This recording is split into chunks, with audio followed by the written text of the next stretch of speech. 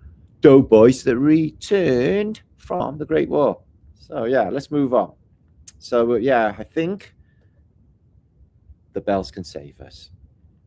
The bells can save us. Now graveyards are spooky, as you know. There's no old graveyards. We get like saints buried inside churches. Okay, now that could be just ancient cryostasis, or maybe they're just feeding electricity just for them and fuck everyone else. Who even knows? They seem to be super duper important to be put under the spire near the altar as well. Is old kings, old queens, and old saints. Now remember, under most of these churches are really, really deep. As we know, they got vaults, and the vaults have catacombs. Catacombs are full of bones and dead people. But obviously, I'm not going to show you loads and loads of them because that would be really macabre.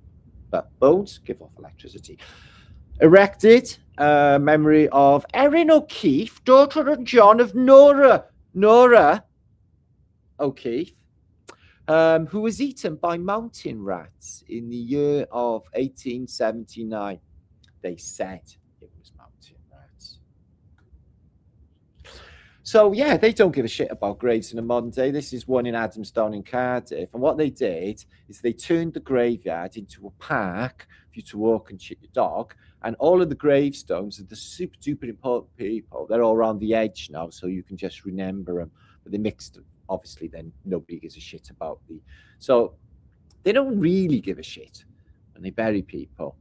And what you find is you may just find a 16 early or a late 1600 one there, 1676. And this was inside of Margam Abbey. And as you can see, it's inside of an abbey and inside of a church. Moses Van Camper, who died in October the 15th, J849, aged 92 years of age. He had a good old stint, didn't he? Campen, again, campanology is bell ringer. So Moses Van Ringer, he's a ringer. A real dead ringer for love. In the loving memory of Harry Fiddler, also his wife, Fanny. We all remember Fanny, don't we? Happy times. So this is sorry, what a funny moment. This is a cemetery in Nottingham, okay, on Forest Road, and it is full of dead people, but they are all from 1800s. And like, they're supposed to be in the Black Death, right, guys? Yeah, and the Black Death is supposed to have killed millions, a third of Europe's population or more, isn't it? Half population of Europe, 1400 dies. And then later in the 1600s, plague that ended with the Great Fire of London. Where's all the bodies? Where's all the millions of fucking plague victims? Anyway, oh look, Henry Heseltine, father of another Heseltine, and they got a Zyro on it. You know the shape of the earth. They put it on a gravestone. She lost her head. Maybe somebody pinched it and got that head on their mantelpiece. So yeah, some are not just graves, are they? Some are boxes, stone boxes. So are the is the coffin 12 foot down in there, and they put this big capstone so no one what? So you can't get out? Or is it that somebody can't get in? Because I wouldn't really want to go to a grave, would you? So it's more likely to get out. Dewey. Okay, Dewey. He wasn't only a cat, but he was human enough to be great comfort in my hours of loneliness and pain. Oh, fucking hell, we got ourselves a victim here, haven't we? Me. The cat loved me. No, I don't. I give a shit about you. Wants his fucking whiskers. Yeah? You fall asleep and die, that cat's going to eat your fucking face if he's hungry. Let me tell you how so much your cat loves you. Sorry to break your heart. Anyway, we're all dead. So we've only been here like 200 years, and there's like nothing going on before us except for inside of Gothic cathedrals of Europe. Nobody. So what if that's the case? Now, why, if we are dead and in hell, why would there be graves and people in them? And why would people, avatars, not lasting in the purgatory realm? Well, think about it, guys. Think about it. Yeah? It is a purification process for your soul. Okay, because wherever we're going, they don't have any old riffraff through the door. Is my suspect. Okay, so it's what they do then. They offer you temptation. Okay, or what they say is the devil would offer you temptation, whether or not to take it or not. Yeah, that is the test. Okay, and that's what they're doing here. Your state certificate declares you already dead from the cradle to the grave. People are being robbed of their birthright by their own governments. Now, we know that. Why? Why are they telling us that we're dead? In legal fiction, why would they do that? And we're lost at sea. Because we're in a vessel, lost at sea, and upside down in Noah's Ark. So yeah, what year is it in Jewland? Is 5664. I think it's the year of the Shemitah or Shmega or something like along those lines. I'm not really up on all of that stuff. But yeah, but they're not on the year 2026. They're on the year, another year anyway. But as you can see, this is embossed at this photograph, and you can see the graves there. Okay, they look a little bit deeper in the mud than they have been, but that would be worm poo.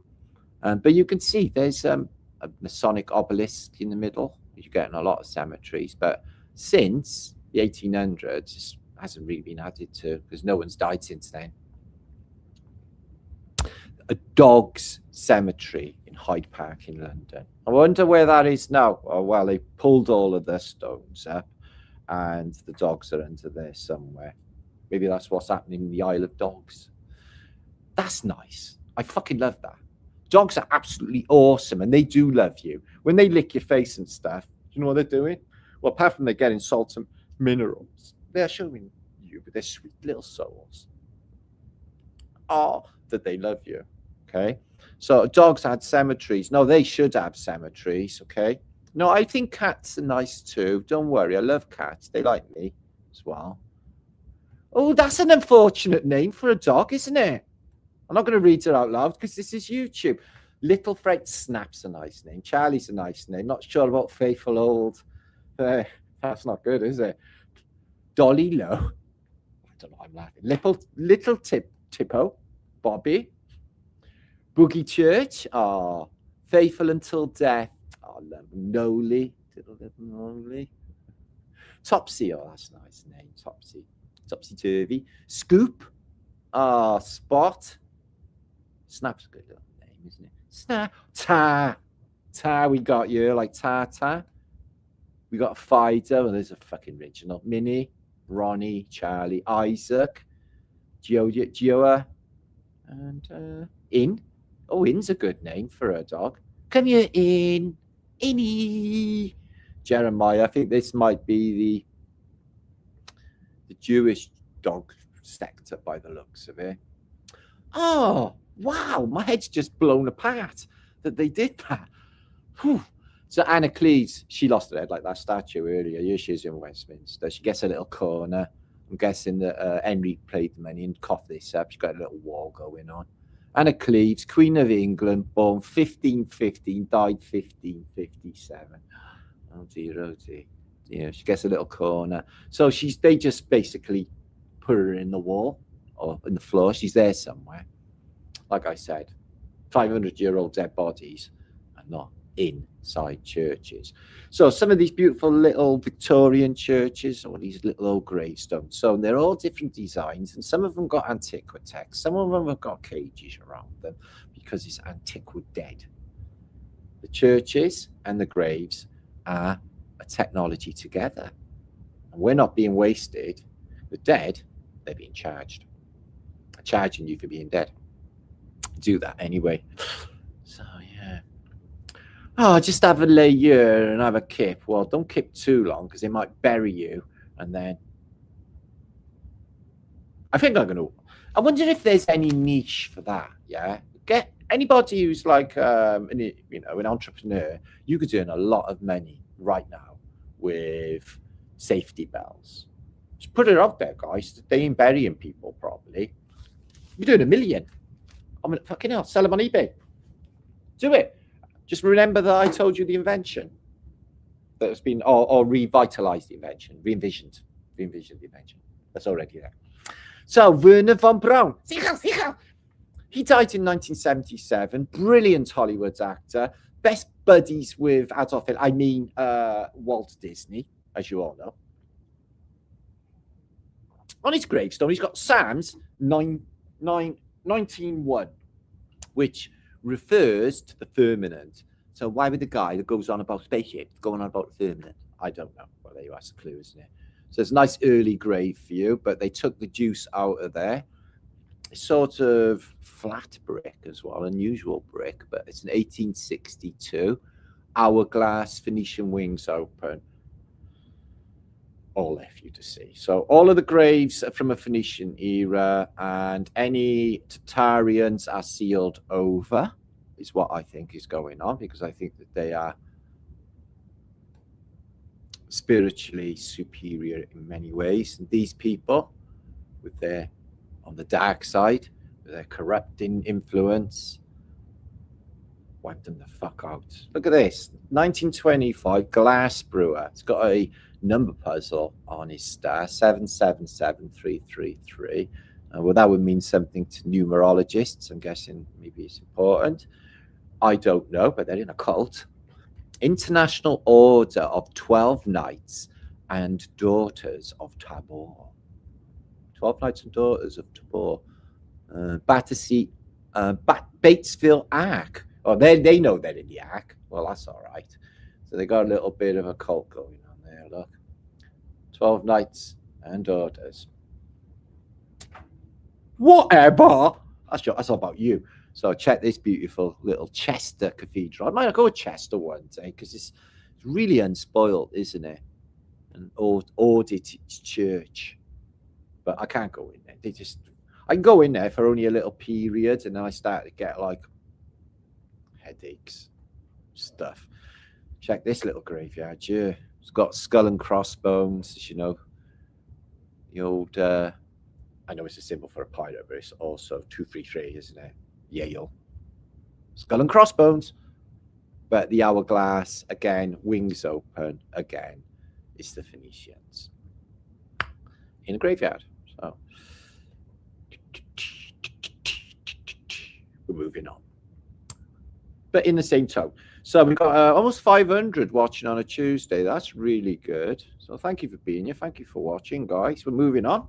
Briefly, we've got a lot to get through. So hope you can hear me okay and all is groovy. Oh, just cross my legs. Get coochie. So yeah, what macabre shit is he showing us now, I hear you say? Well, what I'm showing you here is trippy. It's called the Hill of Crosses. I'm guessing this is where goths, go on holiday, you know, because what do goths do with their spare time? They can't go to fun fairs. I've seen goths at the fun fair. They're really, really unhappy and like they're being punished. You can't have a goth on a fun house because that's going to look weird. Goths on waltzers, their hair all down in their eyes like this because they're so miserable. So where do goths go on holiday? They go to Lithuania near Vilnius, and they go and see the cemetery, the Hill of Crosses, which is literally a Hill of Crosses. So they should have this in the new 28 Days Later movie, because this is like right up their street. So how trippy that would be. They'd be like, walk up there, Matt. I'd be like, fuck you. Like, go on, nothing's going to happen to you. But like, fuck you, dude. I ain't going up there. It's like, up there's death. It's like, up there isn't death. It looks like it's death up there. It does. You've got to admit, guys, it does look like it's death up there, doesn't it? Would you go? Look at all the antiquitech going on. Nah, I might go just for a laugh. I'm the type that likes to go on loose roller coasters, just trying to make a Final Destination event happen. But I would stay into my little, you know, my little cab on the roller coaster and fly land fucking awesomely in front of everyone, obviously. Fun style. Any dreams, Matt? No, really. What is he waffling on about? Anyway, imagine walking up there, how trippy. You'd fall on, slip on your ass, and you'd be like, I actually told you you would die. I haven't died. I've just broken something. It's like, yeah, you haven't died yet. So check out the Jesuit-y starburst that you see around the Jesuit sign. You got on there A-R-A, don't know, designation. So yeah, they got some deeply dark shit going on, haven't they? Anyway, they're building trenches in Estonia at the moment. Now, Estonia, I'm half Estonia, so if they do go to war with Russia, I don't know what I'm going to do. I may have to go off to Estonia and fight in the trenches, brothers and sisters. I doubt it, though, because I'm like too old. So I'll symbolically just chuck it out there. But I don't mind the Russians, though. I've got a problem with anyone, really. Oh, it's so stupid, isn't it? Anyway, they're getting ready for war. It's going to be awesome. I'm so excited. Yeah, check that out for Trippy. Be like that. Fuck. What is it? Religion is so creepy, isn't it? Open your heart. Let us inside. Now, what you got to do, right? You got to meditate. Meditate? Every time I meditate, I get funny voices. Yeah, that would be the evil entities that enter in you. Yeah, and not like literally. But into your mind, into your brain. When you clear your mind, or go into religion is actually worse because they say, open your heart. It's like you open your heart, instantly you give your energy away to an entity, which is actually, well, I've got to tell you the truth, haven't I? So if you Google the word Lord, for example, in capital letters, it comes up as like Baal, Baltane, Satan, and all of that. So you got like, praise the Lord. It's like, what? You mean Satan? No, I mean Jesus. It's like, well, you just said Satan. So make your fucking mind up. No, it's not. No, it's not. It's not. It's not. It is. It is. It is. So anyway, there it is. Beautiful macabre hill. Nothing going on at all. There is a green hill far away with 10,000 crosses on top. About as weird as it gets. But anyway, that's just my interpretation of reality. I think it's really weird in a cult. I think cults just grab your energy, take it away, like a little portal where you can't concentrate or think about, yeah, your spiritual growth, which is what we're supposed to be doing, yeah, you know, spiritual well-being, is interfered with portals like the television or things they keep shitting out on the internet, or people who suck. People who suck and go on about like other people, well, what they're creating is a negative charge that is also going to extract your chi energy when you really, really need it. And not only that, at this present moment in time, coming into 2026, you're definitely going to be needing your energy. Okay, keep it for you. Okay, you're a beautiful human being. You keep it for you, boo. We love you. Anyway, this is Visions of the Future. Tartarian buildings, they did have a lot of skyscrapers, but they were these beautiful things, you know, this sort of neo-Gothical revival type of an affair with the Munsters topping and beautiful everything. But they did come along later then in the reality and cover the biggest cover up in history is the Tartarian world was covered over by Phoenician bullshit. So yeah, I don't know if any of these, you know, these just engravings actually existed. Some of these are absolutely fantastically big, you know. Would you really need a massive statue of yourself in your reality? Yeah, that would. So yeah, imagine this domey building. So yeah, you could like literally knock yourself out on the architecture. I wouldn't go for that myself. I like loads of pointy bits, like American cars. Like a Cadillac, old Cadillac with pointy bits. Now, sexy pointy bits on American cars is what buildings should look like. Point. My point exactly. Pointy bits. So yeah, let's check this out. Maybe it was the old world was like that, and for giants as well. And it will be again. And we'll have floating cities as well. Definitely floating cities, because maglev will be a thing. Things will be floating around like they were before. Check the size of this bugger.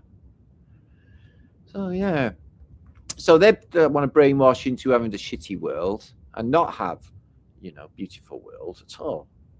I tell you, I watched a fantastic film. If you do want to see a fantastic film, I'm not into Hollywood or anything, as you know, but this film was fantastic. Even though I'm on the IMBD as a Hollywood actor, we'll overlook that. No, I didn't do it. Dust Bunny. Watch Dust Bunny. That is a life-changing experience in itself.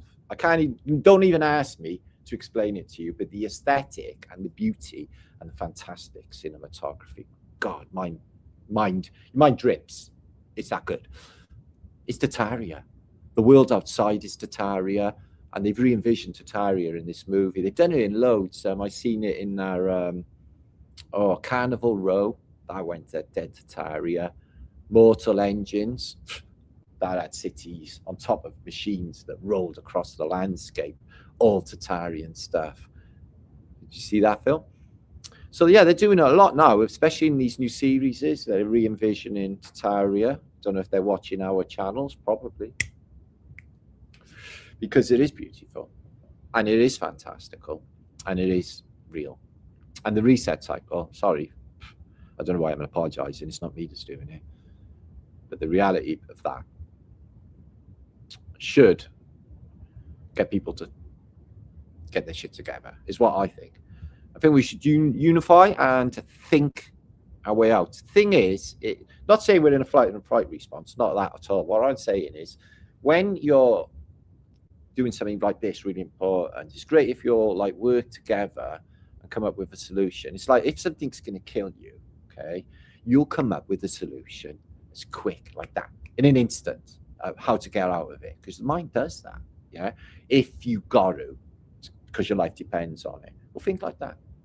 Think, well, like that sort of mentality. Well, my life could depend on it. I really should think our way out of this, and that's what everyone should be doing: is using the analytic mind, getting out of the mind control, getting out of the MK Ultra. How many people here? I am.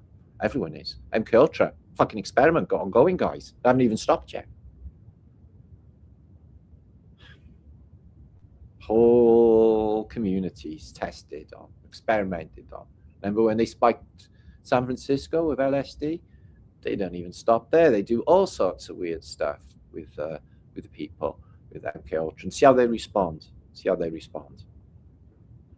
And then there's people that have been mind controlled, VD'd, and they don't know, because it all happened in a time they fell asleep. And then they come around, and then they don't recall any of that. Obviously, memories are altered. Memories can't be trusted anymore. Times can't be trusted anymore. Reality can't be trusted anymore. And they just are in stasis. They are not activated. And then you have a key word like COVID, for example, that activates the MK Ultra. And they do it for not just that, for a whole plethora of mind control technologies and techniques, using sigils, symbols, everything out there is brainwashing. Everything. The advertising, the fucking cars, fucking logos, just everything sigils. And they're using that technology over a sigil technology. Bastards. Witchcraft. But if the intent is right, we shouldn't have to worry about changing the language because we're casting spells. If the intent and the love is in the word, I'm sure that it's okay. I really am. Okay. If I go, I fucking love you. Okay. That doesn't, like, you know, etymologically or phonetically sound bad to me. That sounds lovely, doesn't it? So there's the intent behind the word, isn't it? So eagle wings open, fasces underneath. Highly interesting. As you can see, rods, eagle's wings open on a globule, or the crucible, I should say. Oh, wow, imagine that. They got shit like that in Dubai now, though, haven't they, in the real world? I'm not really keen on that. So lighthouses, yeah, some people making videos talking about how impossible they are. I've been talking about them for years. I think that they're all world tech. They're just antennas, or the old world 5G towers, maybe, but definitely old tech. So magnets drive high speeds. That's what we should be going into now, is ether technologies, implosion technologies, with the changing paradigm that's about to smack us at any time in the next few weeks. And this technology, magnetic attraction and repulsion, which is free energy. They're using free energy. It's all a scam, guys. It's all a fucking scam. They've been doing this trick for hundreds of years, 200 years max. 1800s before then. Now there's a reset. Okay, look at this. So maybe they were colorful like that. But what I think as well is, when it's created, it's charged, stores it, maybe stores it in the stones. Why do you call rock and roll rock and roll? Why are the Rolling Stones called the Rolling Stones? Turn to stone because you're coming home. It's definitely something going. Stones grow, they're alive, I think. But can you imagine the charge being collected, and then a giant, Tartarian air balloon comes in, or some other technology comes in and just plugs into these? Gets his charge, because a lot of these look like plugs. Also, this thing is like a sort of old world computer, if you like. These things could act like fans, and I noticed they put a lot of these high up, and I noticed a lot of them are on tops of hills, like Lincoln Cathedral. Yeah, so that's where they're going, isn't it? Cities on top of cities. We see this in Sky Captain World of Tomorrow and other films. And look at that city under a dome. And then all of them worlds. What if this was the size of our realm? Okay, guys. Yeah. Just saying, right? And that we all lived in here, and there was a projection on the dome, okay, that appeared to be stars and the sun and the moon and everything else. And outside of our enclosure was other worlds, but we don't know about them, apparently. You think?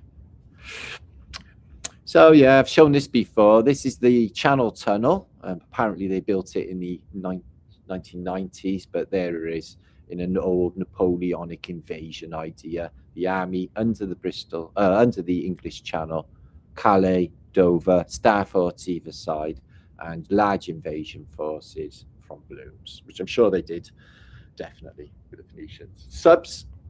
Submarines fly in. Ships in the sky, I think they were in the sky. I think that things were electromagnetically floating. They had inertia dampening, and they had maglev, and they had high speed, super futuristic transport in the past, which is coming again. And it won't have any what they call carbon footprint, because it'll be free energy. Look how beautiful this is. Oculus. Look at the colors. So yeah, a lot of the churches got painted over during Henry VIII's disillusionment of the abbeys, Reformation, whatever you want to call it. Anyway, he whitewashed a lot of the paintings of the churches in Britain and just covered them over the size of this. So I wonder what the paintings actually showed in the past. I don't think they were Coptic type paintings, early Christian. I bet they showed the real story of this place. They covered them over. Some of the old windows, church windows in Britain, showed the real story of this place. And a lot of them have been taken out. You're hard pressed to find really ancient stained glass windows. There was a place near to me called St Fagans. They had a couple of, they say 150-year-old, but the rest are Victorian replacements on the stained glass front. Some of Winchester, places like that, have got apparently a couple of 100-year-old stained glass windows. So yeah, you'd be able to put an electromagnetic bubble around your bubble, lay in there, and float off to work, no problems whatsoever. Not sitting in your stinky old car. It won't be cold. It won't be cold. You got literally a warm glow around you.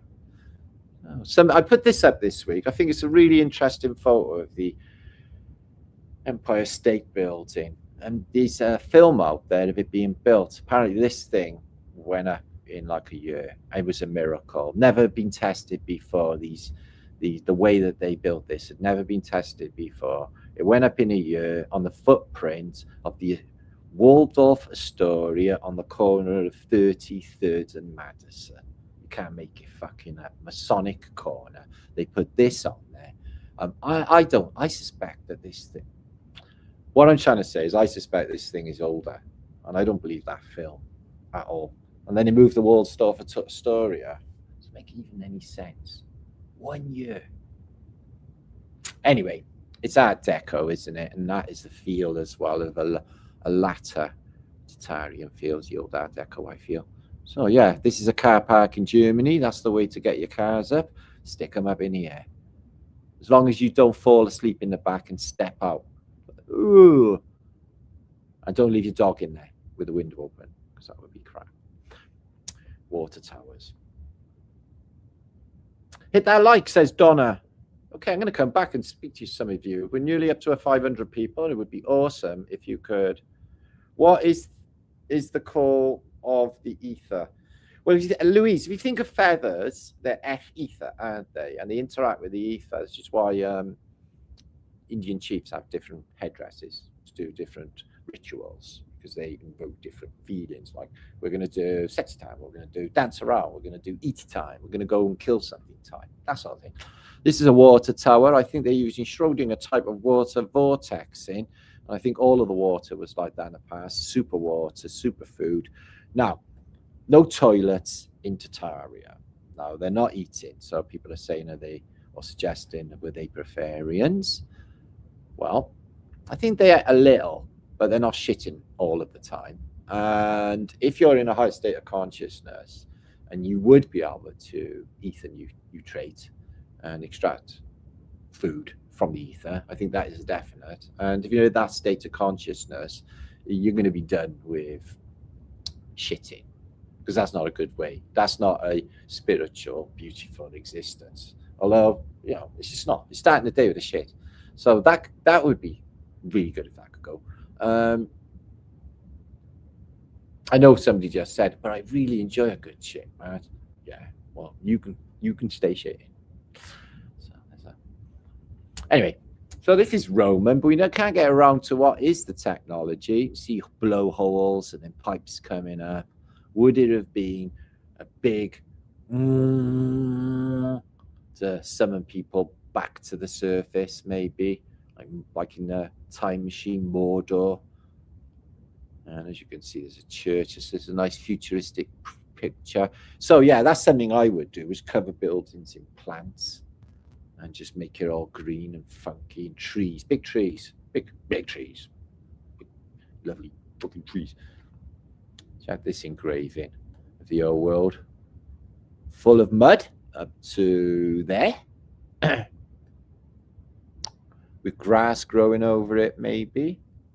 Or there's holes in there, so it might not be mud, it might be plastered up or something. I don't know what they've done there. The door's blocked off. Seriously weird. A lot of Greco-Romano column tops and some medieval looking dudes and heavenly hosts. So I'm sure that the people of this realm declared war on heaven in the past. Maybe that's the Tower of Babel. So I think we should just invade heaven, fuck them up before they fuck us up. So I think that's a brilliant idea, brilliant tactic. But they got super weapons and stuff, haven't they? So there's that. Don't know what I'm looking at there, but it's very, very trippy and looks very, very Phoenician. Very Phoenician ship age. Oh, the Times, look at this one, guys. So the Times, Times newspaper. Beautiful building. Looks like them ones in Belgium. And look at that tower. Wow. Or antenna, I should say. Yeah, that one's pretty fantastic. Love that. So yeah, these knobbly bits and these towers are on tops of churches. If you might remember the one on Notre Dame Cathedral burning down maybe 10 years ago. But these things are part of this technology, interacting with the ether. Remember, higher up you go, the more electrostatic charge as well. But you can see that, I can see how these work, with the chi driving up and the knobbly bits. Exactly the same as nature. If you look at a leaf, It's got serrated edges on it around the leaf, which are knobbly bits. So it's using exactly the same technologies like a plant would use. It's natural technology, and it is resonating as well, creating a beautiful ambience. I think this is AI, and this is probably, hopefully, the only AI image. So I haven't seen that until the last year or so, and there's something wrong with that. But yeah, I wouldn't like that. That's not nice anyway. But these high waterways are pretty funky. Should have them in New York.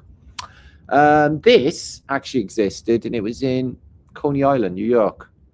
And you can parachute off of a tower. I've never parachuted.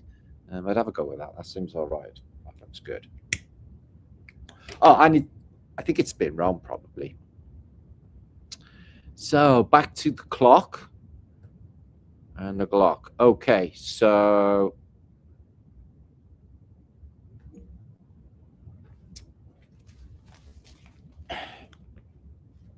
a stitch in time saves 9. Now, why the fuck would they say that? Well, if you stitch time together, it would save 9 seconds out of 10. So it's being able to jump time, okay, in like less time. So how is that done?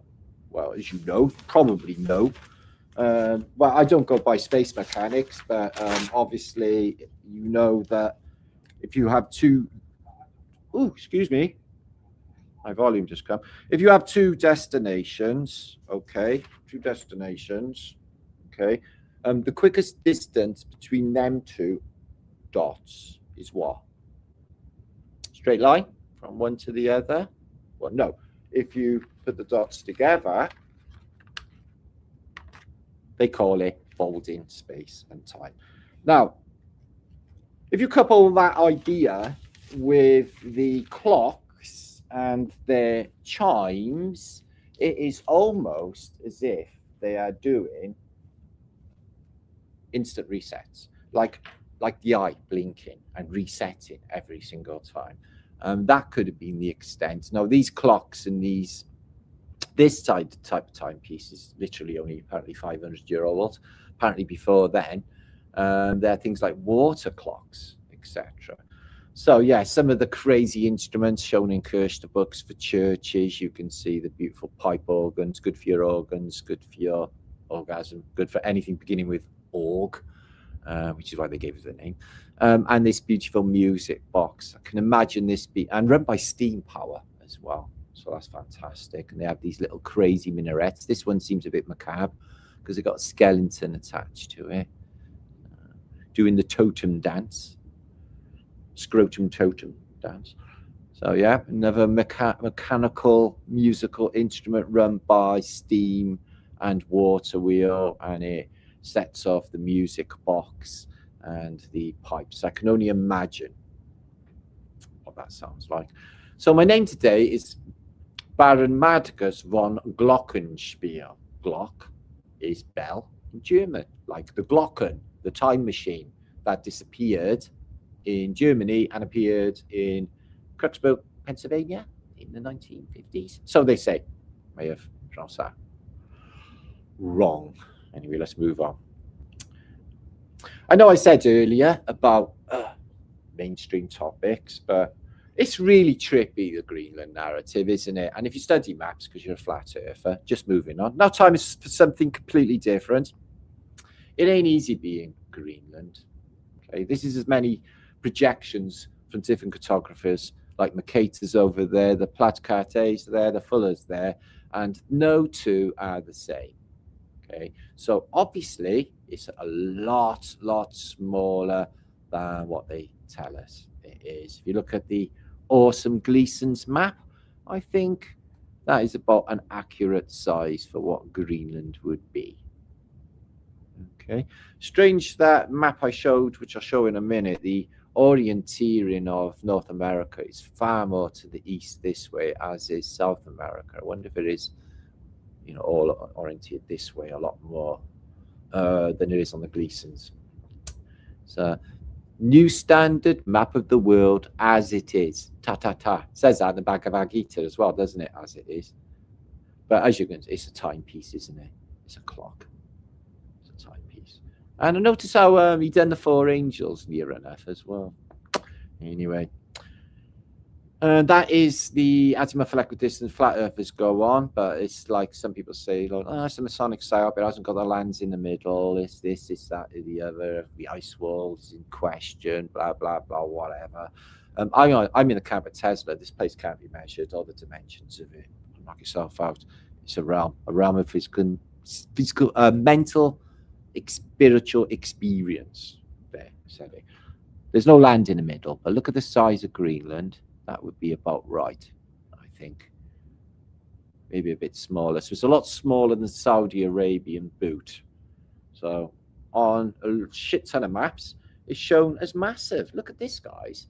On the Mercator, Greenland is shown bigger than South America. Why would they do that? What about the displaced water? Are they hiding land, do you think? Yeah, that's what I think. And they're doing it with all different bodies of land as well, you know, just wrongly projected. And then there's like literally tens of thousands of square miles that are covered with fictitious land over water, where there could be actually something going on. Maybe. So yeah, look at the size of that on the standard Mercator. This is what they go on in schools and shit. They say, oh, look at Greenland. It's like the biggest thing in the world. It's bigger than Africa. In reality, 1/14 the size of Africa, and not bigger than Australia, which drives you nuts. So yeah, there's lots of different narratives of why he wants it. It's, you know, it's closeness to Russia. If they're going to have a pretending nuclear war, they're going to need new nuclear weapons, guys, because they haven't been building any for so long. These are antiquated, and they're really, really old. Have they tested one? No, they haven't tested any since the 60s. So there's that. Oh, they went into underground testing, so you couldn't see that they were testing them. So there's the actual size.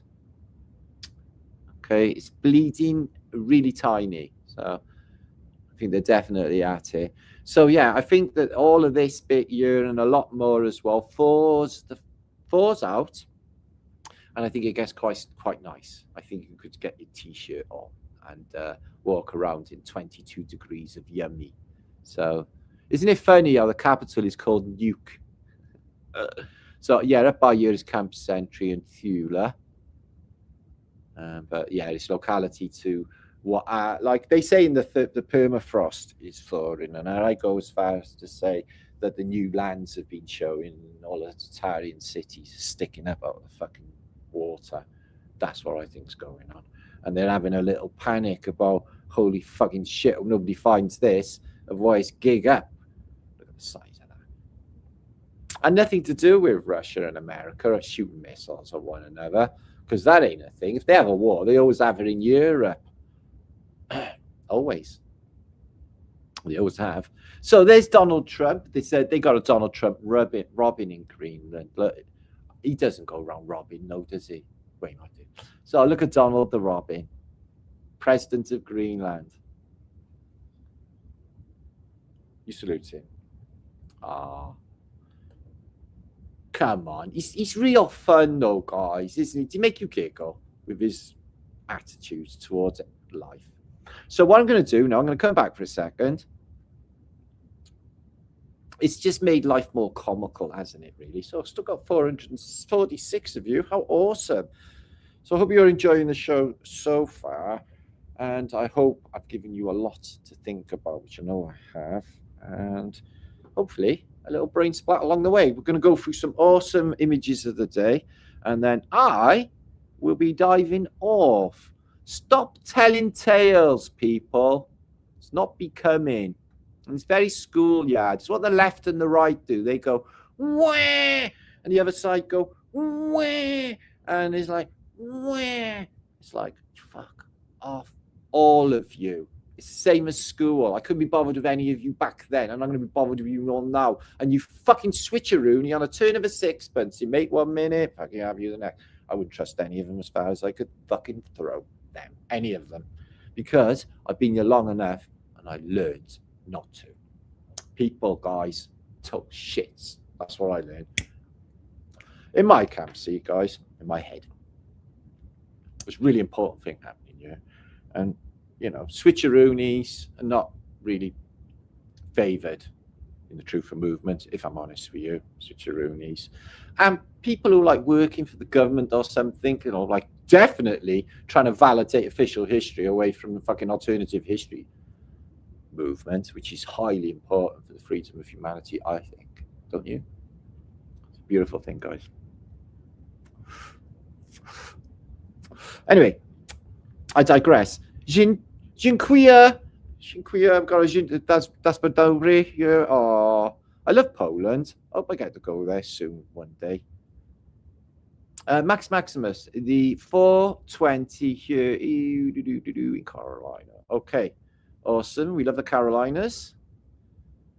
Tartaria, Tartaria. I know, it's sort of like hopeful, isn't it? Just even saying that, it fills your heart full of, oh, something fucking really fantastic's happening here. No? Mr. Marmite, I concur. Mr. Marmite, you here? Oh, bring up your comment. No, my old spare. Magavelli's in the house. Donna's in the house. Corinne's in the house. 420. Okay. 420. Have a little bit of a coffee.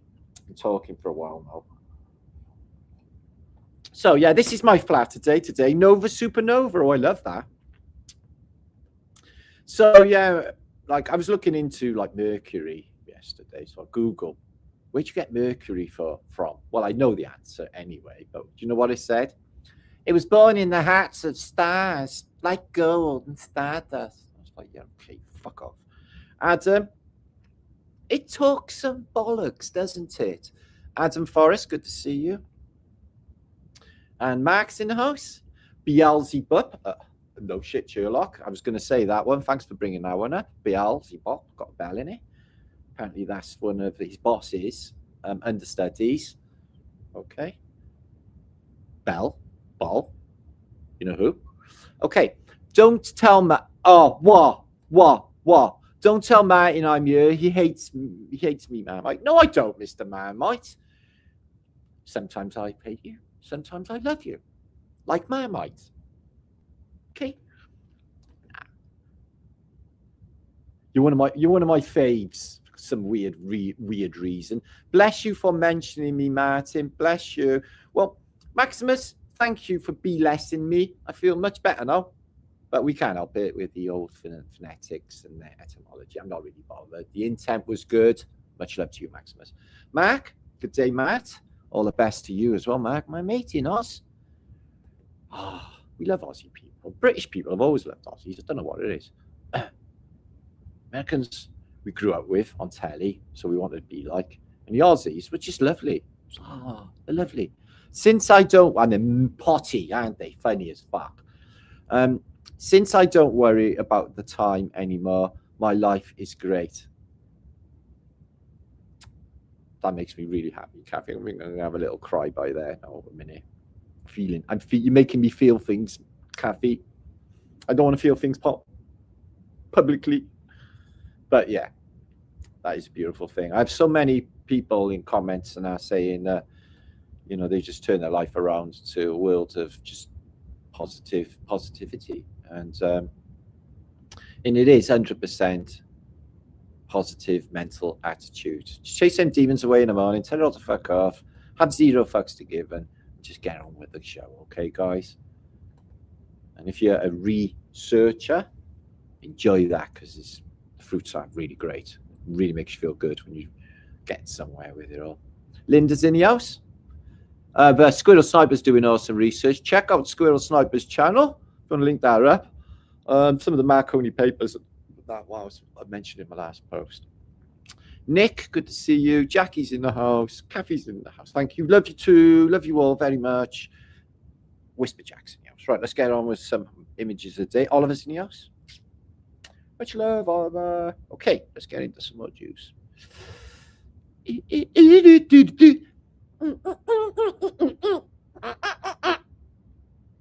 That's apparently the #1 karaoke song in Britain is... No, Start Me Up, the Rolling Stones. Start Me Up. Have you got a karaoke song? What's yours? David Bowie's good to do. I used to do a really good Is There Life on Mars? But I wouldn't do that being a flat earther. Get my drift. It's not really conducive to flat earth life. Anyway, so yeah, back to Margam Abbey, and I noticed this on one of the reliefs on one of the columns there, and it's a picture painted frame with nothing inside. Why are they doing that? All the old world information, because you can see this is jolly old, has been removed, covered up, whitewashed of the old world. So yeah, this year, somebody commented this week concerning that boat trip, okay, to Antarctica in my comments. And I got a screenshot to prove that it was there. Only when I went in the comments, it was no longer there. So somebody is removing comments. If any moderators are removing comments, that I can find out. So I don't want anyone. I wanted that up. I wanted that up. So where it went, maybe YouTube, I don't know, but it's gone. Edison's own secret spirit experiments. So yeah, just like John Logie Beard inventing the television for psychic communication, looks like Edison was thinking some sort of technologies for communicating with spectral beings and spirits remain in eternity. So yeah, he was into communicating with the dead also as well as John Logie Beard. Why? Have you seen a ghost? Tell us about it in comments. Tell us about your ghosty experience. So this is apparently a Roman, so they say. It's full of garnets, as you can see, are the precious stones, made of gold, and it is a wax seal for a letter. Now, maybe some of you know this, I don't, but it's tied in with the Phoenicians, is how do they get the music into a record? Now, how?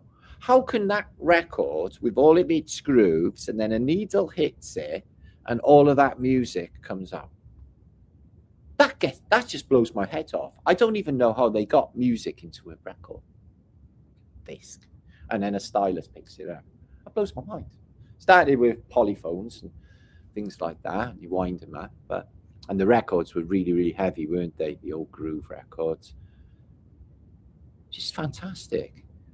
I think it's all world technology, you know, guys. I think the information was in discs, and I think a lot of that information is I think it's older. I think records are older. Records, you know, they started records in the 1850s, like medical records and, you know, population, stuff like that, all started in the 1850s. But they're called records. Record.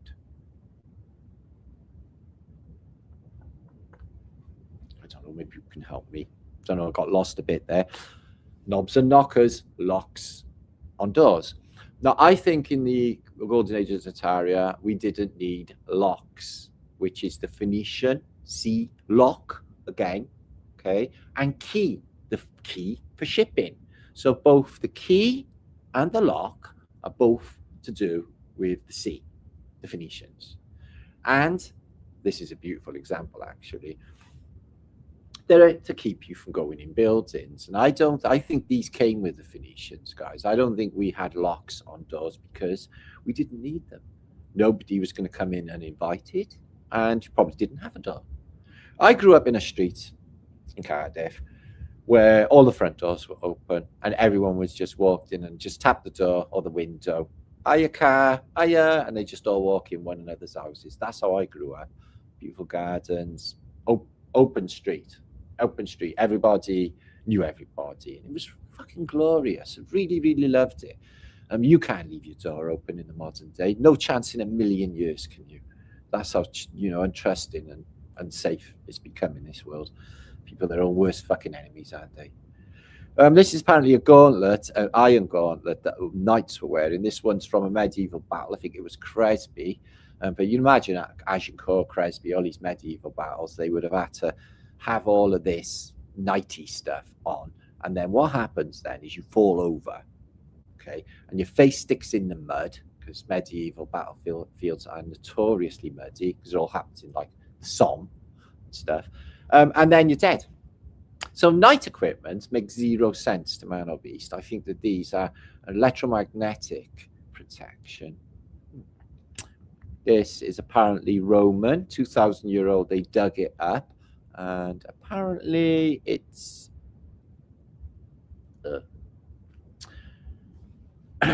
well, it's a globe or round sort of glass sphere on top of a flamey sort of column. So make your own minds up, but apparently it's Roman. They dug it up. What it is, one can only guess. So apparently this is the first witnessing of the word fuck, which actually is not a derogative term. It means I love you, or I want to love you. Fucking abbot. Okay, so there's a fucking abbot, and it appeared in apparently 1528 there, you can see. And it says over there as well, fucking abbot. I think he was having a little bit of a bad day. Fucking abbot. Like that. So yeah, that was the first time fuck had appeared on in English language on this here. So they say. Bollocks. Chicken feet. That's what they say anyway. Yeah, imagine having candelabras with chickens or dinosaur feet or whatever feet these are. I don't like this. It's pretty macabre. Probably okay if you was like a Rothschild or something like that. They'd love all that shit, wouldn't they? Blood dripping off it or something. Oh, wax would do the same effect, really, wouldn't it? Red wax. Oh, I love this. He's a lucky guy, this old man here. Look at he bought this house, right? Big man. He comes out of his little mud flood house. He walks around his little, and look at it. You know what? Notice the shape on it. Huh? So he's got a perfect golden ratio garden, and he just winds himself around it. I don't know where he's going there, because upstairs in the van. So he walks around it, completes in the Taurus. It's like a year old as well, isn't it? Exactly. So yeah, that would be really good for you to have that built into your property as well. It's absolutely fantastic. Lucky man. Deserves it. Nay. So here's an old Roman, apparently horse's head in a museum. It's a bloody big statue. And she has got pet cheetah. Pet cheetah. Just completely normal. Oh. Glasses. So there's the narrative out there, as you all know, that people when they first initiated infrared in Vietnam, people were seeing demons and entities. And there are a specific set of glasses out there, which I have put on. I tried them on in America, which will allow you to see the entities that are attached to the other facts. So the other people who are way in the matrix and would just sell out their brothers and sisters, then people, well, they've got these entities attached to them, okay, which sort of weigh them down, etc. And they can be witnessed apparently with certain glasses. And look at these as well, these emerald diamond glasses. I wonder how you would see the world through them, and if different glasses would give you a different, allow you to see different stuff like the animal kingdom that are there, because cats and stuff can see stuff that we're not seeing. I've had dogs barking at things that I couldn't see, ghosts. I think that a lot of people knew about that technology, and I think it's a definite as well. This is crazy.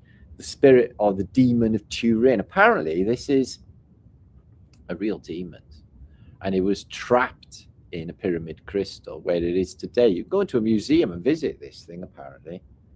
It's apparently a real demon trapped in like a tesseract, if you like. Yeah. Spooky, isn't it? Well, that's what they tell us. Look at this beautiful old goblet. But it's the Russian imperial goblet. You can see it's identical to the Brits and the Americans and everyone else. Oh, we got another bell here. Got the crucible, 4 angel technologies, and the fleur-de-lis, double-headed imperial eagle for the year of 649. So I don't know what year that is, but it's a beautiful cup. But yeah, they're all in it together. There's no use pretending that they're all fucking enemies when they're not.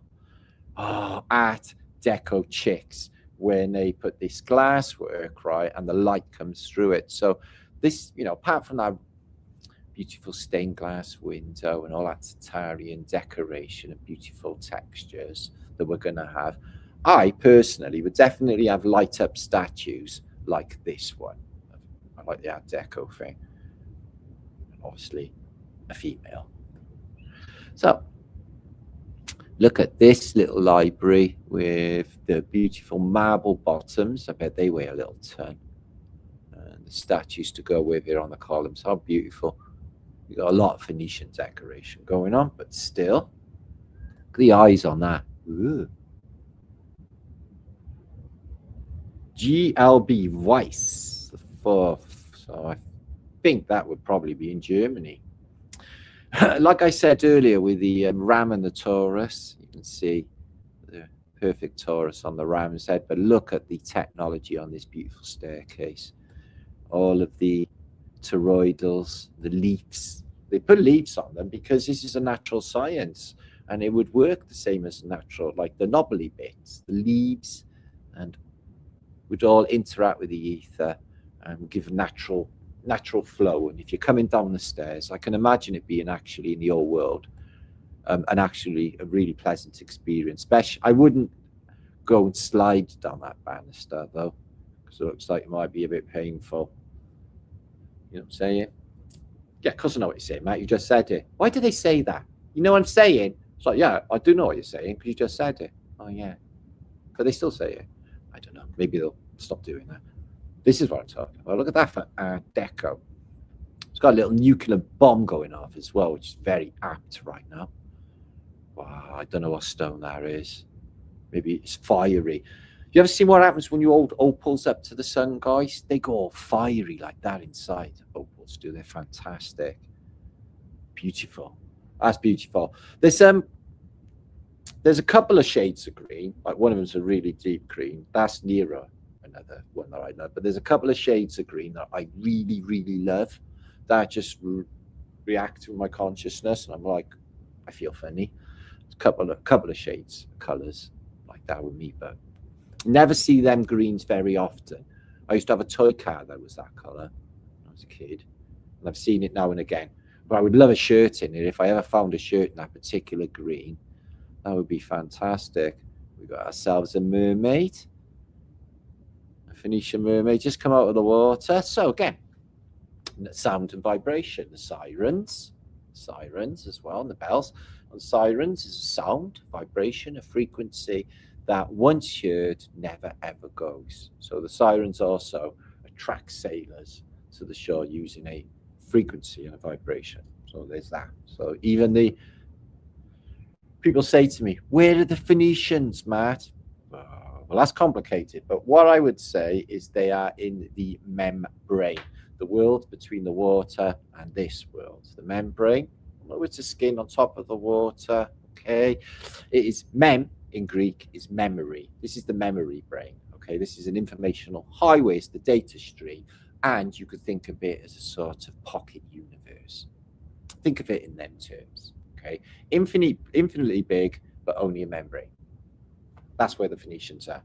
And in the reflection in mirrors and everywhere else in reflections. That's where they are.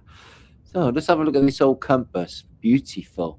Wow, look at that.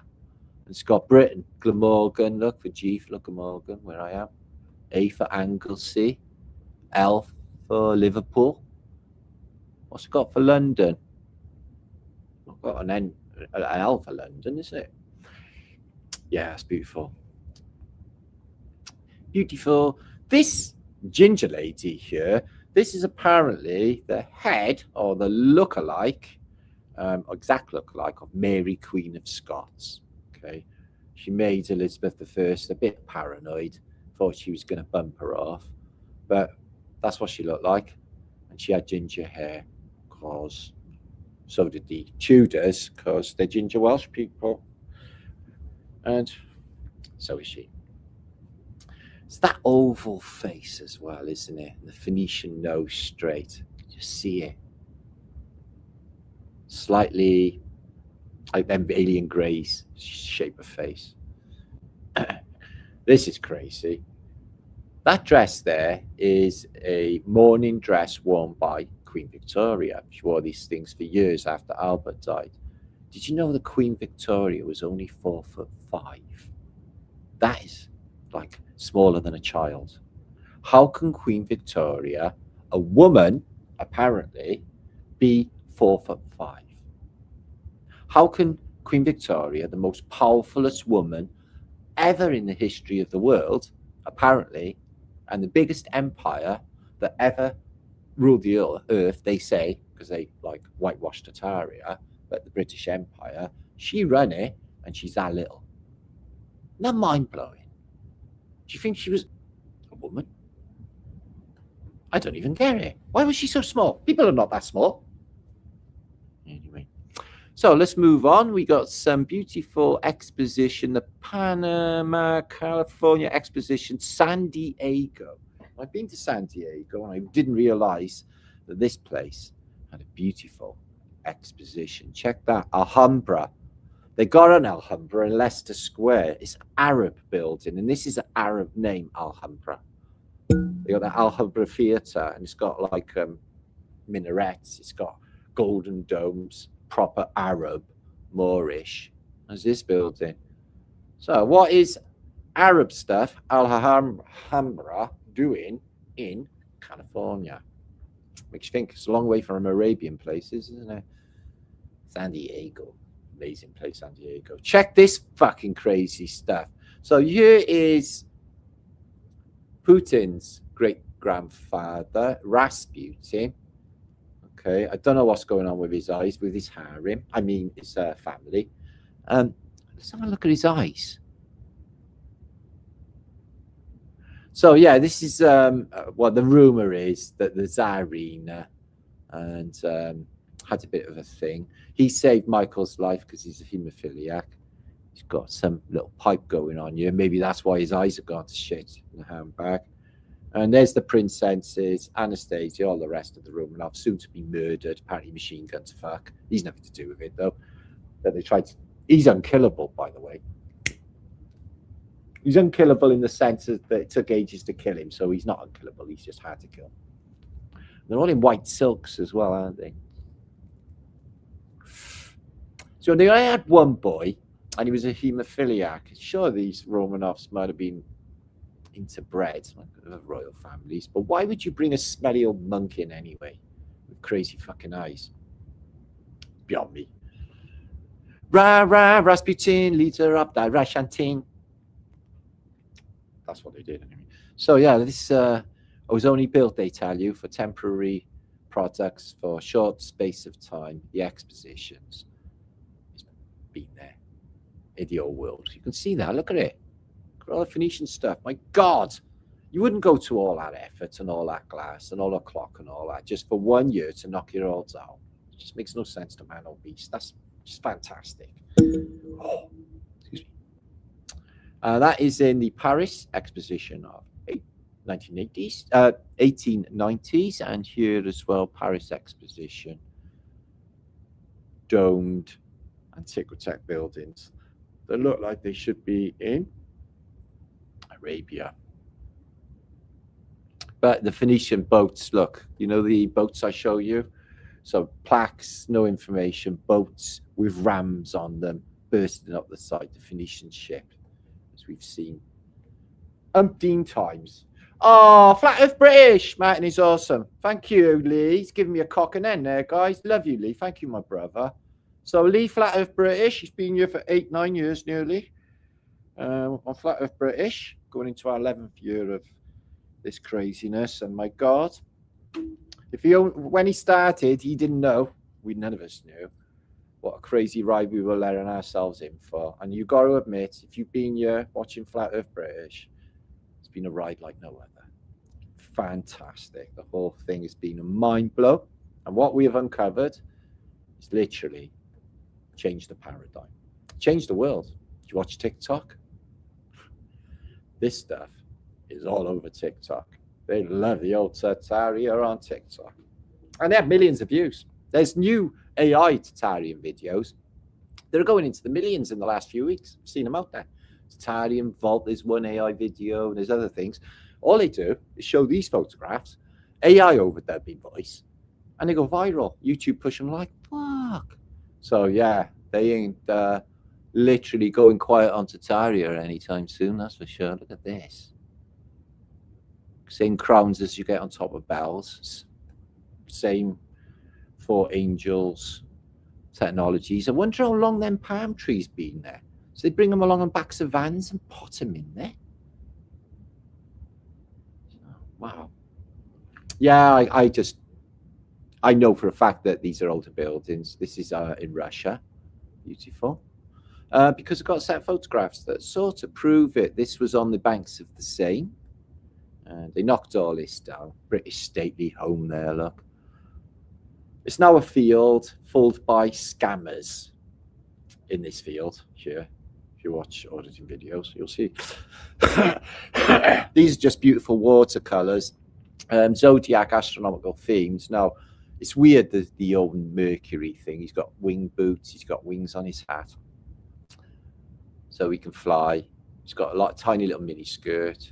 He's a hermaphrodite, so it's nature hermetics, and he's Hermes Trismegistus, and he's definitely one of their gods. He carries it caduceus.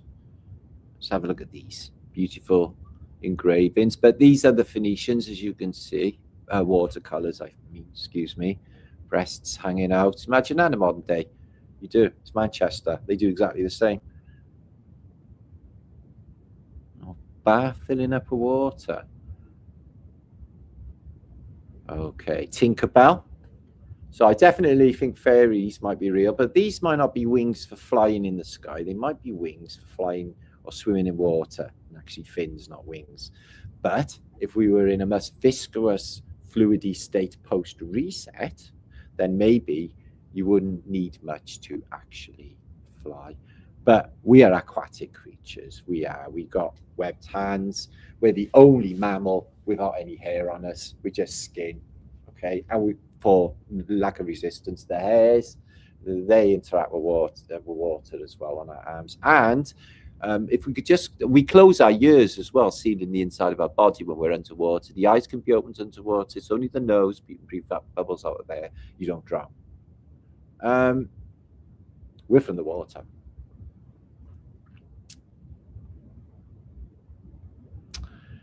They say, obviously they say, well, we did come out of the water. They got, struck by lightning, turns into a lungfish. Leave the dragons alone.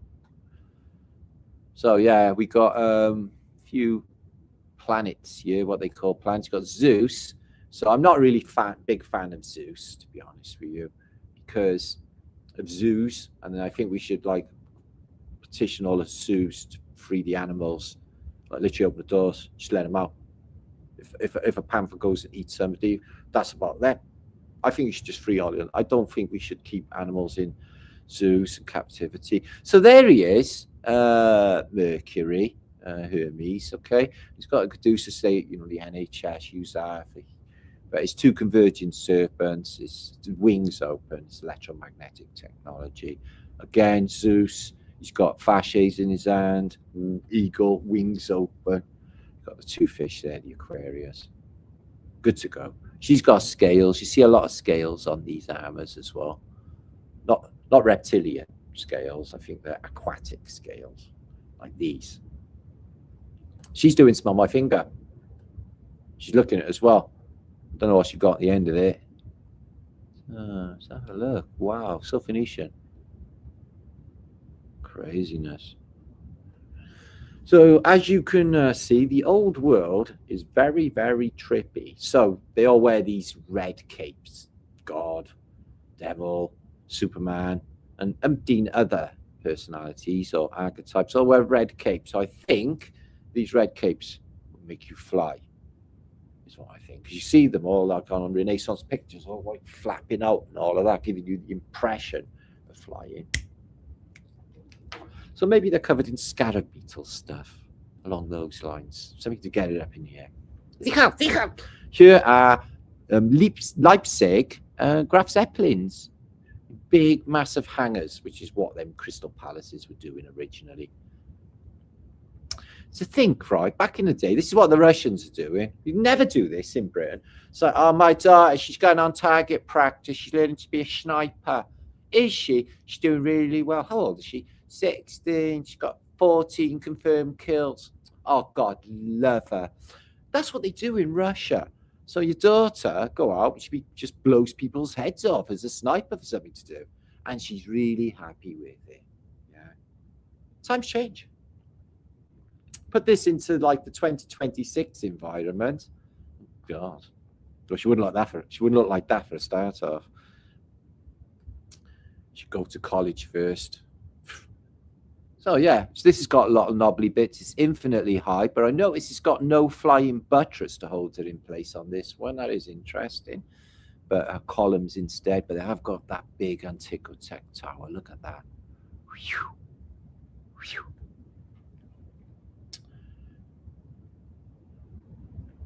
Oh, Jesus, I have promised to push you off till the end. Okay. Size of that. No flying buttress again. With an elevation like that, other cathedrals got huge flying buttress. Why not this one? So it's quite thin. But yeah, it's packed with Antiquotech. And to think they built these, they tell us, for like religious purposes, to go in and praise God and stuff. Yeah, when they were never that in the first place. The miracle that happened was not their boss who's earning their money. Okay, these things would do it anyway. It's us doing it, obviously. This is in Belgium. I've seen this building, and it is fantastic. And the landing platforms for balloons and all the detail. Mud flooded, little windows, strange place doors, and an elevated first story entrance, which you see on most mud flooders. So 462 of you. Hope you've enjoyed the show tonight. Make sure to like this video. It does help with your algorithm.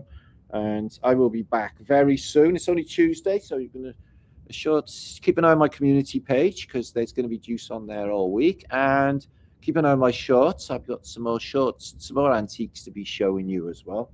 Some maps, some books, and other stuff to blow your mind. So make sure to come back. Let me know in comments if this video has any juice and has got your Brian working, which I'm sure it has. Interesting that there, look.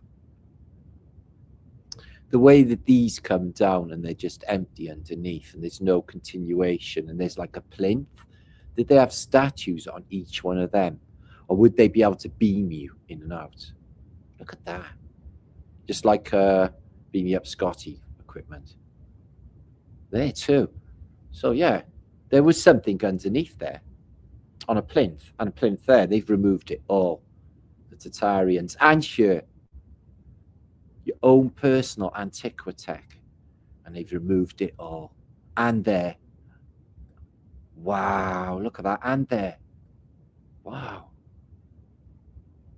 They took it like, just stripped it. They've stripped it.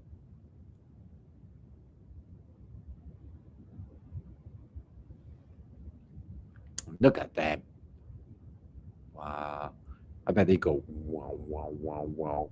Electric sounds. So, yeah, all the buildings all over the world, exactly the same. One world before. One language before. That was this realm, Tartaria, okay? The Babel, the Tower of Babel, all the languages, all twisted and all confused, is now obviously, isn't it? Because if I go to Tau, every single person is speaking different languages, and hardly anyone speaks British. That's a fact. Just like Babel, confused. Because I'm not going to go into details, but it's really hard to communicate yourself sometimes. So this is Leeds Town Hall. Okay, look at that upper columns, Greco-Romano entrance, and then we got, and it's attributed to being built in there. This time period of 5 years, mid 1800s. They all. Victoria, mid 1800s. Parliament building in Melbourne. Just flick back, and you can see they're all roughly the same design world over. South Australian Parliament building in Adelaide, built in 1874, they say. What a chunk. There's hardly anyone around at that. You know, the population is not massive in Adelaide in 1874. I can show you that. I think it's 20,000 odd. Yeah, you're going to need big, massive building. Like everywhere else in the world. Belfast City Hall in Ireland, the same pillars, the big dome, the Buckingham Palace front, all the same. Liverpool Port building. Liverpool on the front there, built, they say, in 1903, but exactly the same design as all of the other buildings all over the world. Durban, South Africa, exactly the same style, exactly the same. Greco-Romano frontage, Buckingham Palace, dome, 4-angel tech, everywhere in the world. One builder, a whole realm. Tartaria, then the Phoenicians. Anyway, and they were built by giants, so there was giant show. Anyway, look at this drain cover here. Sanitary, so there's shit down there, but they put a maze on it. So Lower Donning something district. Can't really see that. Historic district. Downtown historic district. Okay, I don't know what city that is. Lower downtown. Anyway, yeah, look at that. And all of them squiggly bits around. They could be just doing that to the water and treat water in that way. Now, this guy can fuck off. He's dead now anyway, but you can talk ill of the dead, guys. That's fine. Fuck off. If the Welsh are striking over hunger, then we must fill their bellies with lead. Oh, is it now? Winston Churchill, who sent troops in to crush striking miners in Tonopandi in 1910. It was a good job I won a fucking round there. What a bastard. Didn't know that. So, yeah, American troops got sent to Iceland. They're going to take it over. Apparently, they're going to grab the North Sea while they're at it, nick all of the gas. They can fucking have it. I don't care. But, yeah, it was the wrong Iceland. Okay, the intel was a bit dodgy. So, sir, there's just frozen pizzas and frozen sausages. Are you sure it's the right country? It doesn't matter. Are there people in there? Yeah, kill them all. Bomb it. So, yeah, this is press button 20. What's that? This is Paris Exposition. Okay, as you know, Universal Exposition of the 1898 period. No, 1890s. Can't remember the exact date. And you can see the bridge across the Seine. Absolutely beautiful. And these pillars here with the eagles on top. Let me have a look close up. How beautiful this is. Oh, yeah. Onion. It's the only French I speak. Beautiful. So they say, or some people say, that in the official narrative is these things were made for temporary products used for like a year and then it all disappeared. Well, that's not the case for a lot of the Paris stuff, because some of it, as you can see, the pillars are still there, proving that they're not temporary, and all of the bridge is still there, full of Phoenician weirdness as well. These are beautiful, these pictures. I put them up. Phoenician fish, it's all Phoenician. I put them up on the week in my community page, but yeah, check that out. There's not many people around there that day. Again, with the badges, the Phoenician stuff. So yeah, still around, proving that not the expositions were demolished because it was existence of the old world. Some of it they kept around, as you can see, just this bridge and little bits around. We're around late 1800s, including the Eiffel Tower. Beautiful. Cheddar-Banuskis as well. But we got these columns on the Champ de Mars, probably pronounced wrong. I keep getting complaints about how I pronounce French things. That's not going to come natural to a Welshman, okay? Let me just get that out there right now. Let's have a look. So I hope you all had a groovy night. It's a bit better than a normal boring-ass Tuesday, isn't it? Yeah, doing like nothing. What's that, Mr. Soft Underbelly? Oh, yeah, that's good, Mr. Manley. So, yeah, you can see that they got plaques with double Tauruses, but again, the information is completely left off. Probably black mirrors, probably along those lines, because they are not showing any information yet. It was built in what the types of Tartaria. It's got covered up, over covered. The barge coming out of the wall, the Phoenician ship that I showed you earlier with a figurehead who is a naked Phoenician mermaid, as you'd expect to see. Always with the toroidals and the double toroidals. So that's beautiful. Phoenician Cherubanuskis with them same leaves, plants that we see in nearly every show. Very beautiful photo. It's made of copper because it's all oxidizing. Wow. So yeah, Paris is not a safe place to walk around anymore, apparently. So he's got a flaming torch. Now, if you look at the Olympic torch, it literally looks like a fasces. And the Olympic circles that are all intertwining, that's a fasces looking down on it. Same as the flower of life, looking down into the flower of life is looking down into a fasces. So yeah, golden domes, beautiful old world columns, but you can see there's a lot of Phoenician stuff going on here. Again, the vegetation. So under this city, as you know, is the catacombs and a lot of dead people, millions of dead people right underneath all of this.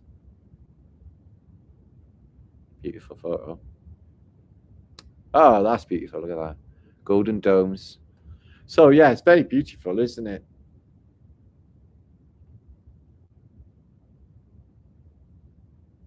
Be nice to go across there, I reckon, in sunset would be the best time.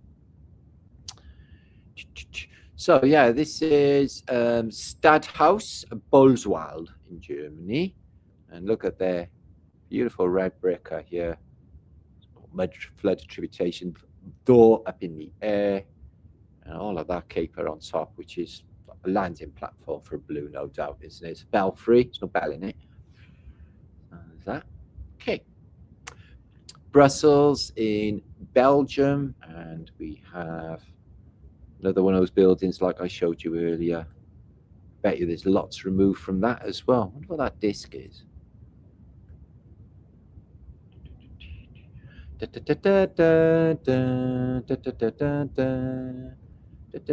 don't know why I'm singing Hawaii 5-0. Book 'em, Dano.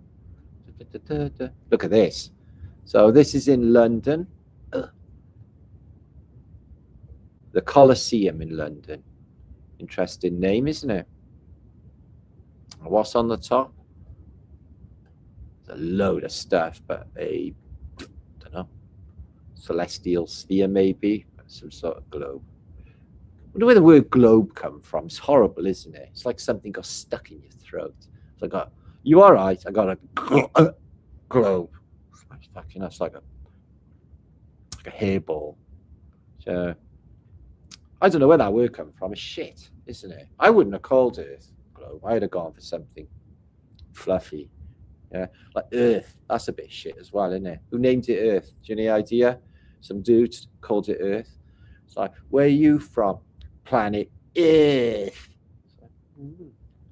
But it's an anagram of heart, and a heart is in it. Year is in the word. Probably a clue. Not maybe. What a shit name! I think we should rename Earth. Well, it's not a planet, and Earth is mud. Planet mud. Fuck off. We're more than that. We're more than that. Maybe we should call it Planet, if it was, drop the T, plain, fantastic. Planet Fantastic. I like that. Planet Delicious. And then if you call it Planet Delicious, it will become delicious. All of the food will instantly taste nice. Because you know when the food ran out, and then they made this new sciencey food that they're telling us is real food, and they're not really needing farmers anymore because it's all going to be made in the lab, which is why they get rid of farmers. So what they did, they said in Rona, they said, look at that church though, guys. They said, the food, it tastes funny from now on, all right? It's that cold you got. But it's not. It's the food tastes funny. It's because they changed it, all of it. And it's not just fortified. I mean, they got some science going on, and they're producing food, and it ain't real. That's what they're doing. 3D printing the shit. Look at that, guys. Isn't that beautiful? Yeah, Maximus said, well, Sniper, that went way over my head. I know the feeling, Maximus. I know the feeling. I have been going through some of Squirrel's work, but to be honest with you, I'm gonna need some sort of brain transplant and some IQ upgrade to be able to get it. Look at that beautiful thing. I don't think they do IQ upgrades, do they? Good if you could get an IQ upgrade, wouldn't it? You can get an IQ upgrade. Of course you can. It's called LSD. Check that beauty out. So yeah, we've had fun tonight. Got a few more pictures. Look at that in Rouen Cathedral. My God, so beautiful. Got two different towers, three different towers. One covered with knobbly bits. One got bells. And the other one got nothing. Looks like nothing. You can see air blowing through. Cooling device. This one, wow, look at that. You can see straight through it. And there's two crosses on this one. Double crosses, man. I'm not taking any chances. I'm going in with double crosses. These demons are really bad. Wow. Milano, like, yeah, they really know how to do knobbly bits, don't they? It's like, oh, what do? I do knobbly bits. They are so knobbly. That's so knobbly. So if you turn that upside down, whew, check the size of that. I think this one's in Spain, in Madrid, where you get rid of the mad rid. So there's that. So yeah, some buildings are very musical. This one has got a musical device enclosed in it, and some astronomical devices, I know not what. Something that looks a bit like the Prague clock, but without the flat Earth map in it. Spiral staircase going up to a papal hat and a load of antiquity with knobbly bits. What is it? It's a trippy building, guys. Is what it is. And it sort of exists in Danzig, place I've been to when it was called Stettin, Poland, and they got that there. So yeah, there's the zodiac around it. Very unusual.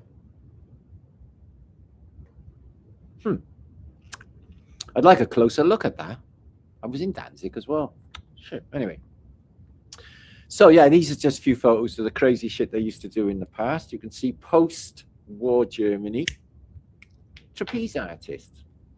I can't stare at trapeze artists because I've got a hole in my neck and instantly get a bad neck. So I can't do trapeze artists. If they should do it without the net as well, like Burt Lancaster. Okay. This is in Tartaria. And you can see loads of wire. There's a wire coming off the U-bend. That's the first time I've ever seen a wire on U-bend.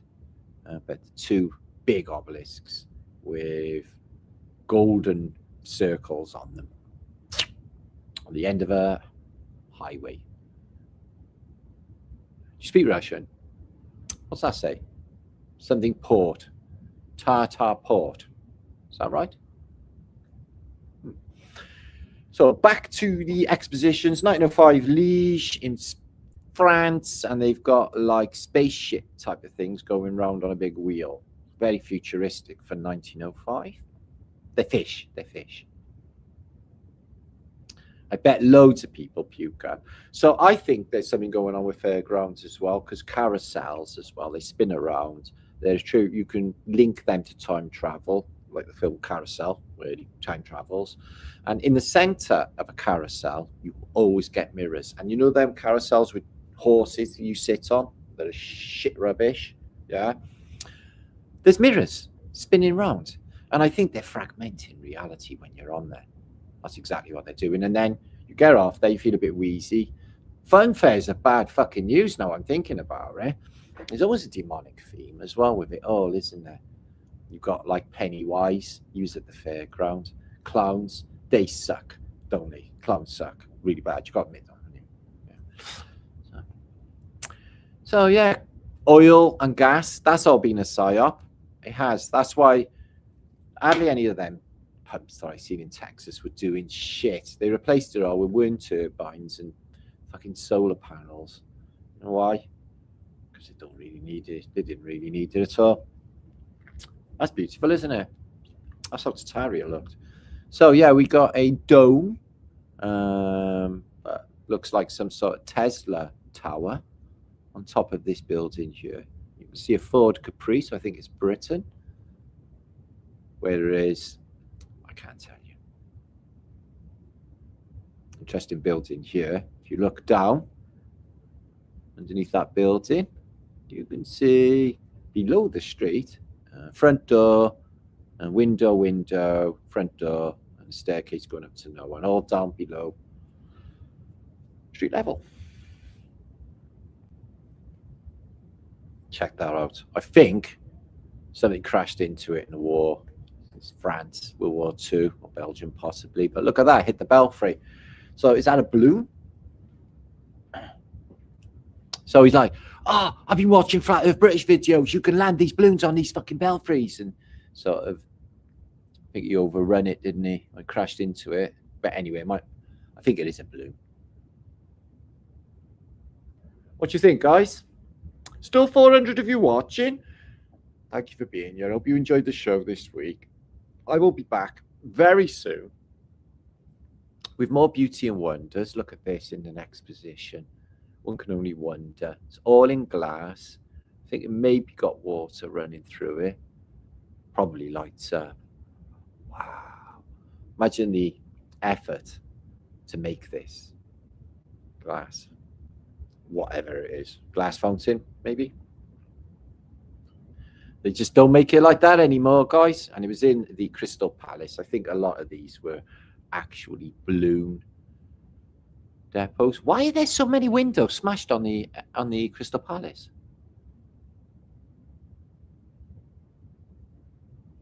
Huh. Anyway, it burnt down because glass and steel burns down in 1933. There you go. 32. There's another exposition hall. There's another Crystal Palace / building in the middle of a field. God, they were building in the old world, guys. Beautiful. And this one is definitely an Arab look to it. Exposition hall. Look at that, just shitty mud flood. He's got his shitty mud building, wood building, the guy there. He's got his washing out on the line.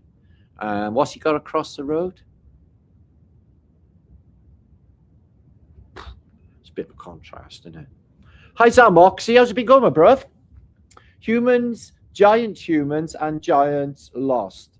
The last of the giants escaped to the second ring. I think they did. I think they escaped. Could have just chopped some trees, big trees down, and built boats with them, maybe. Look at that. That style on that.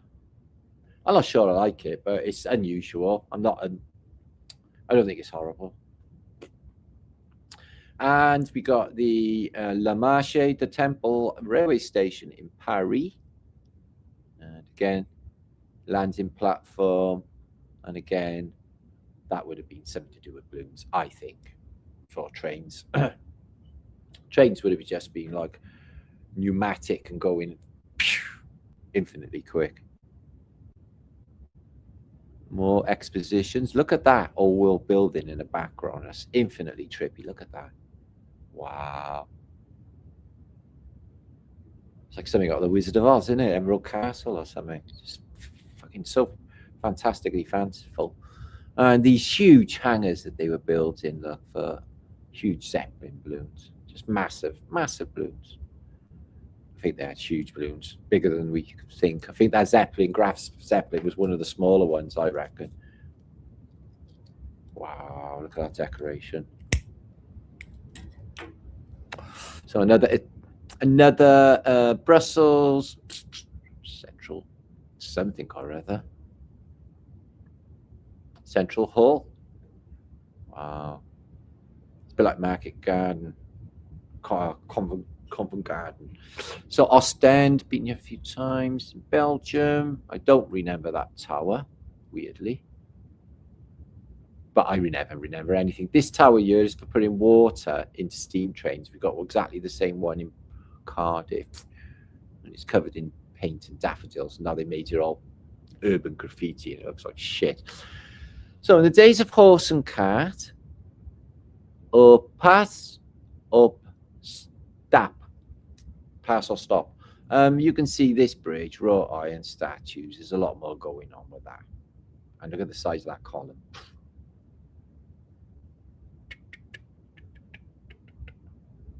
So yeah, see, this is in India. I think it's in Marrakesh. It's on the Ganges. Something missing off there, but look at these stupa buildings. A big castle in the background. So this thing here, you see a lot of these in Christendom, and it's obviously a large tower. You've got cars. What it does, I don't know. It's not got any wires coming off it. Some sort of aerial, but it's massive, isn't it? Yeah, I've seen that in the modern day. It looks like a 5G tower, doesn't it? So along those lines. This is Fifth Avenue, York. Homes of the Astors, Vanderbilts, and all of the others lived on this street. Look at these mansions. So I think these are Tartarian mansions. I think these elites were given them after a reset, because the elites survive in the bunkers, the ones with the money, no doubt. And the psyop of the Titanic sinking, or sister ship, the Olympic, or whatever you want to believe. I don't think it was just a plain bog standard insurance scam. I think it was poor people taking out the elites. Because when was the last time you seen in the newspaper poor people killing elites? Because they don't advertise it, they won't tell you that. So could be the Astors and the Astors got killed on the Titanic and other elites. Look at that. What the hell is that?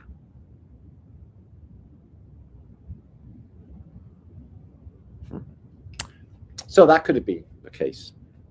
Restructuring. The elite class,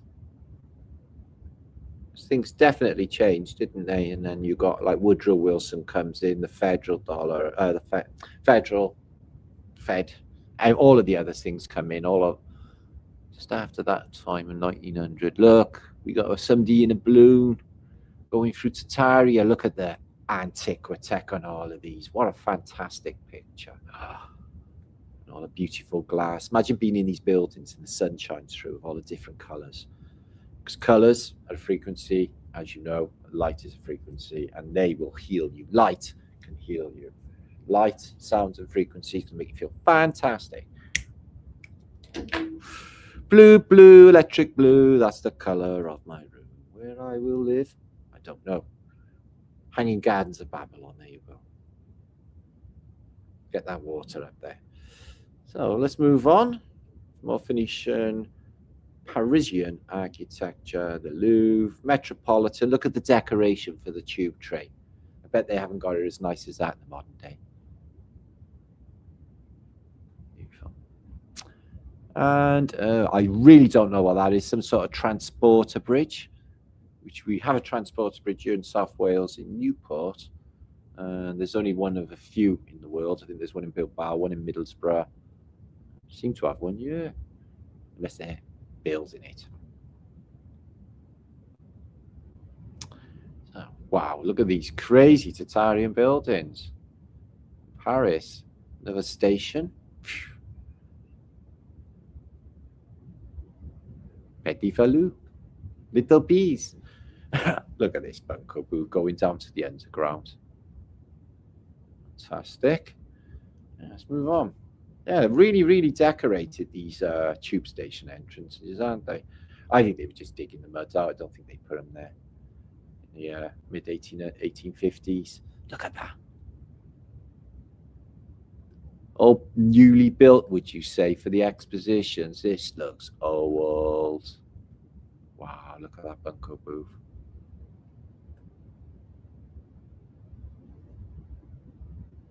Huh. And that Eiffel Tower looks a lot smaller than other pictures. It's almost like it's just a lot smaller. Don't know what's going on with that. So how many people can you get on a bus in the past? With 2 horses? That many. What? 2 horses pulling that many people. I'm guessing you've got to get some momentum. Anyway, let's have a drink.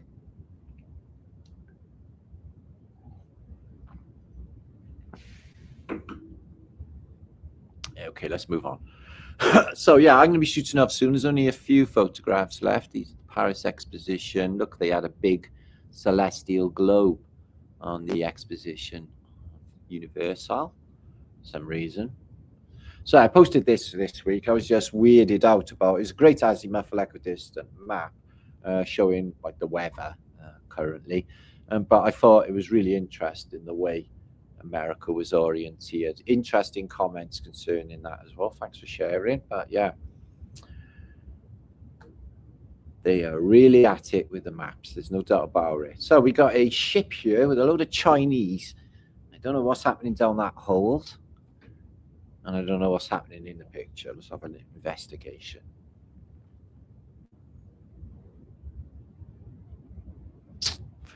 Afraid I couldn't say really, but it's a lot of British and Chinese together. So yeah, this guy got a bit of a shock. These people when they landed on this island, they found out they had a double-headed giant. They tried to bring it down. So I'm gonna fuck you up with a club. And you got 2 heads. So yeah. So I wonder where they had the toilet in the Liberty Bell. Oh wow, it's got the name the Liberty Bell. Is that their space bullshit with a 7 on it too? Yeah, that's right.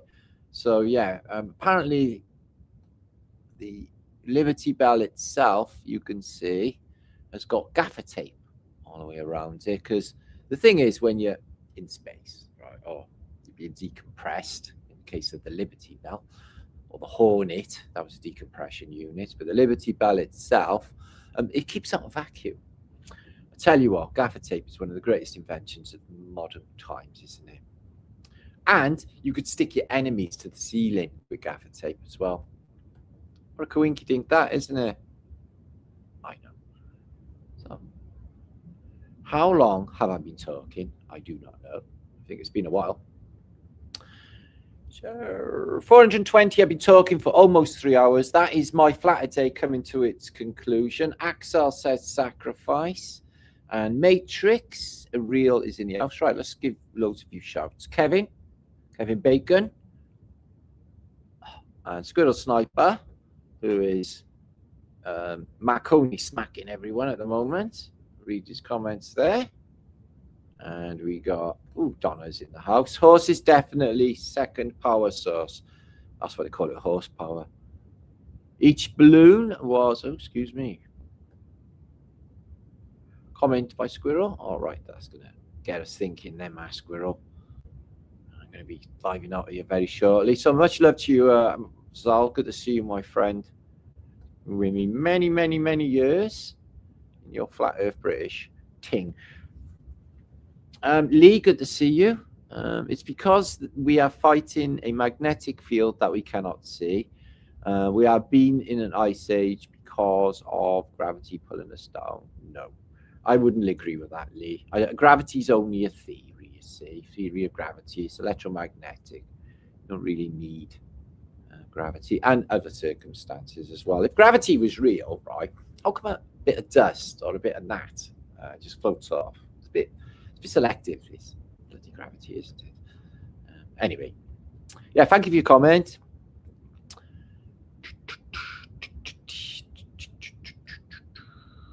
So we're all learning together. Kat, good to see you, lovely. Yeah, Zal's well up on a lot of stuff. You'll find, Kat, a lot of stuff. So, Brader, is it Brader dealer? Can't see you. Is this regarding the bells that they did away with? Yes, it's regarding the bells that they did away with. You have to watch a video from the start of what I think is going on. Okay, I think it's good. I think the bells can be brought online, and if you imagine all of the bells in the world ringing at one time, would be a beautiful thing, don't you think? Touching me, touching you. Okay. Liberty Collective. Wow, wow, wow. Blame, blame, blame is all we do until we find our nature. In it. Where? They made me do it. It was the devil made me do it. Bubba didn't do it. Did I just snort? I did that. So lovely. Thank you, Donna. Much love to you all, and warm, fuzzy feelings universally, and just putting it out there. Okay. I'm happy that this post has happened. And I definitely think we are onto something. Really appreciate your comments and all your input in this subject, guys, because without you, it makes it all. When we make discoveries, it's all of us together, is what I'm trying to say. It's not just me, it's all of you guys as well, which is a beautiful thing. They had no better tech, just knowing of all their nature by aligning the world in the image of God.